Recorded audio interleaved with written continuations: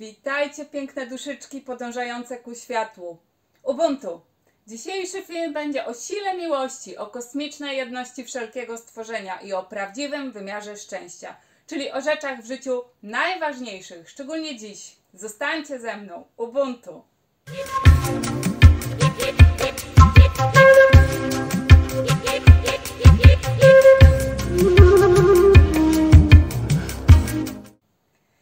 W Republice Południowej Afryki do szczęścia potrzeba drugiego człowieka, albowiem pełnię człowieczeństwa można osiągnąć jedynie w relacji z drugim człowiekiem.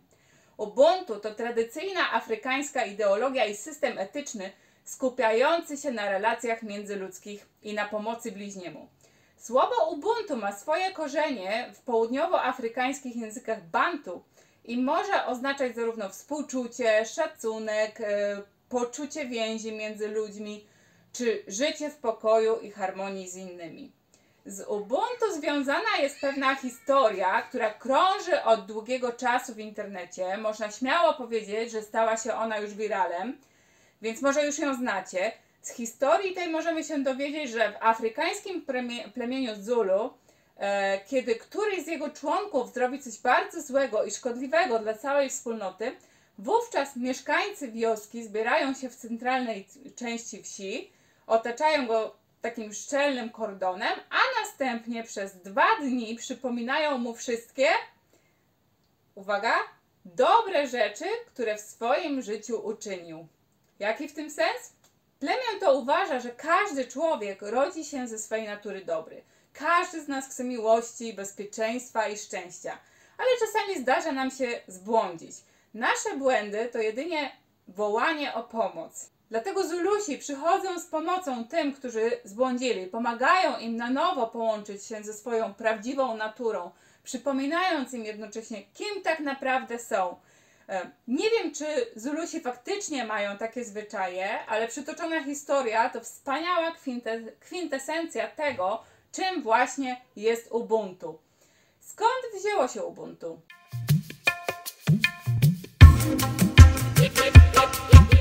Idea Ubuntu po raz pierwszy została udokumentowana w 1846 roku. Wtedy wyrażała ona potrzebę odbudowy poczucia własnej godności Afrykańczyków po pełnym okrucieństw w okresie kolonizacji. Wśród mieszkańców południowej Afryki przerodziła się ona w termin oznaczający przynależność i tożsamość kulturową, stojącą w opozycji do tej kolonialnej, narzuconej siłą. W Afryce pojęcie to odegrało szczególną rolę w czasach apartheidu. Jego wielkim piewcą był oczywiście Nelson Mandela, który wielokrotnie podkreślał, że siła afrykańskiej ludności leży we wspólnocie. Również biskup Desmond Tutu z RPA jest w szczególny sposób związany z Ubuntu. Według niego filozofia ta wyraża esencję człowieczeństwa, jest ponadczasowa, ponadreligijna, ponadetniczna i ponadkulturowa. Łączy wszystkich ludzi w tym, co wspólne, czyli w naszym człowieczeństwie. Wiele afrykańskich krajów posiada swoją własną, unikatową koncepcję zbliżoną do Ubuntu. Na przykład w Kenii funkcjonuje w języku Swahili zwrot tuko payoma, czyli jesteśmy razem, a w Tanzanii sąsiadującej jest takie słowo jak uyama, czyli rodzinność. Inną taką wiralową historyjką z Afryki jest opowieść o pewnym antropologu, który położył koło drzewa wypełniony słodyczami koszyk i zaproponował dzieciom wyścig, w którym wygraną miały być oczywiście wszystkie słodkości. Ku jego zaskoczeniu dzieci, zamiast ścigać się, kto pierwszy dobiegnie do drzewa i zdobędzie wszystkie słodycze, chwyciły się razem za ręce i pobiegły do celu, a potem razem usiadły na trawie i podzieliły się cukierkami.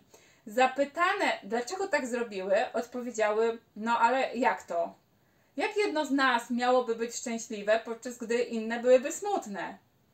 Ubuntu.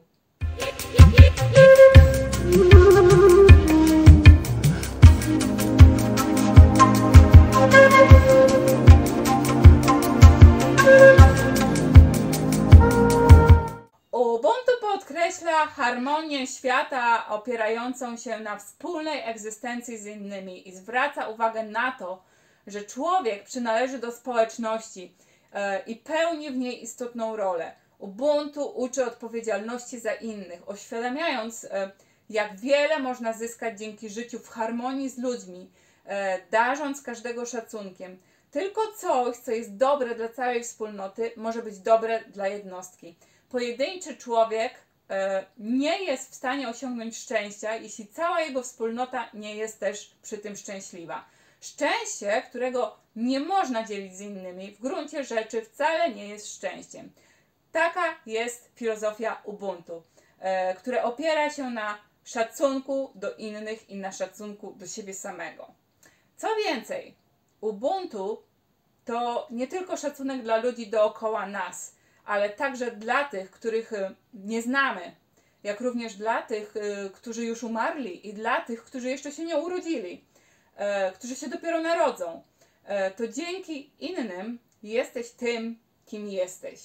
Stałabona sikowa, tak to się chyba mówi w języku Zulusów, a oznacza to mniej więcej widzę Cię, które należy jednak rozumieć nieco szerzej jako szanuję Cię, cenię Cię, jesteś dla mnie ważny. I na takie zawołanie zawsze odpowiadamy sikowa, czyli jestem tutaj, które też należy rozumieć trochę szerzej, tak? Dlatego istnieję dla Ciebie. Kiedy na mnie patrzysz, powołujesz mnie do istnienia. Skoro mnie widzisz, jestem. Twój ból jest moim bólem, Twój dobrobyt jest moim dobrobytem, Twoje ocalenie jest moim ocaleniem. Staję się człowiekiem dzięki innym ludziom. Jestem tym, kim jestem dzięki temu, kim wszyscy jesteśmy. Jestem, bo Ty jesteś. Jestem, bo my jesteśmy. Ta wiara w uniwersalną więź łączącą całą ludzkość na świecie jest kwintesencją Ubuntu. Jesteśmy połączeni. Jesteśmy jednym. A zatem każdy jest Twoją rodziną. Powinniśmy troszczyć się nie tylko o ludzi wokół nas. Należy rozciągnąć tę troskę na ludzi spoza naszej społeczności, a nawet na tych, których w ogóle nie znamy. Ubuntu jest obietnicą otwartego społeczeństwa i zrównoważonej przyszłości dla wszystkich. Kiedy wędrowiec podróżujący przez kraj zatrzyma się w jakiejś wiosce, nie będzie musiał prosić o jedzenie i picie. Gdy tylko się tam pojawi, ludzie sami mu je zaoferują i go ugoszczą. To właśnie jest jedna z odsłon Ubuntu. Tak powiedział kiedyś Nelson Mandela. Nie czytaj o Ubuntu, praktykuj Ubuntu. W Afryce Południowej, dzisiejszej ojczyźnie idei Ubuntu, trudno się dziś dopatrzeć jej przejawów. Tam, gdzie nierówność i korupcja są chlebem powszednim, tam nie ma miejsca na Ubuntu. Ubuntu stało się rodzajem wyzwania dla współczesnych czasów, w których człowiek goni za różnymi dobrami materialnymi, albowiem pożądanie i gromadzenie różnych dóbr stoi w sprzeczności z Ubuntu. Pieniądze i dobra materialne, wbrew temu, co mówią Wam media, nie dają nam szczęścia, a przeciwnie, oddalają nas od niego.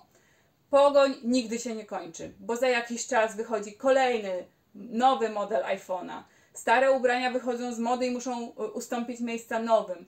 Ciągle musisz kupować nowe rzeczy, aby chociaż przez chwilę poczuć się szczęśliwym. Przed nami stoi zadanie stworzenia przyszłości, w której człowieczeństwo, miłość, współczucie znów będą miały znaczenie. Ale do tego potrzeba zdecydowanego działania. Przejdźmy zatem do rzeczy. Jak praktykować Ubuntu w naszym codziennym życiu? Po pierwsze, i to chyba będzie najtrudniejsze, wybaczaj. Nawet jeśli jest to trudne, nawet jeśli jest to bolesne, wybaczaj. Wybaczanie to niezawodna droga, która zawsze prowadzi do progresu. Zawsze. Nie ma przyszłości bez przebaczania, tak powiedział biskup Tutu. Doceniaj swoją podróż przez to życie. To Twoja droga i zamiast zazdrościć innym ich drogi, żyj pełnią swojego własnego życia. Osoba wyznająca filozofię Ubuntu jest otwarta na innych, świadoma innych. Nie przeraża jej to, że inne osoby są od niej samej lepsze bądź bardziej utalentowane, ponieważ ta osoba czuje ten rodzaj pewności siebie, który wynika z głębokiego przekonania o przynależności do większej całości. Kolejny punkt. Kochaj ludzi, którzy sprawiają, że ty jesteś właśnie tobą. Najważniejszy już czas zapomnieć o myślę, więc jestem Kartezjusza, a czas przyjąć myślenie jestem, bo ty jesteś. Kolejny punkt. Pamiętaj, że rodzina to nie tylko ci, z którymi łączą cię więzy krwi. Rozciągnij swoją miłość na całą ludzkość. Troszcz się nawet o tych, których nie znasz. Nawet jeśli patrzenie na cierpienie innych ludzi łamie ci serce, nie odwracaj głowy. Pomagaj, troszcz się.